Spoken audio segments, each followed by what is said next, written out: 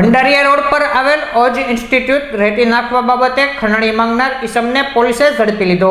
Bhandariya road પર ઓજ ઇન્સ્ટિટ્યૂટનું નિર્માણ કામ શરૂ છે, જેમાં રેતી નાખવા બાબતે જયપાલસિંહ મહાવીરસિંહ ગોહિલે સ્કૂલના માણસોને ગાળો આપી જાનથી મારી નાખવાની ધમકી આપી બળજબરીપૂર્વક રૂપિયા કઢાવવાના ઈરાદે નુકસાન કર્યું હોવાની વરતેજ પોલીસ મથક ખાતે ફરિયાદ નોંધાવવામાં આવતા પોલીસે જયપાલસિંહ મહાવીરસિંહ ગોહિલને ઝડપી લઈ ધોરણસરની કાર્યવાહી હાથ ધરી હતી।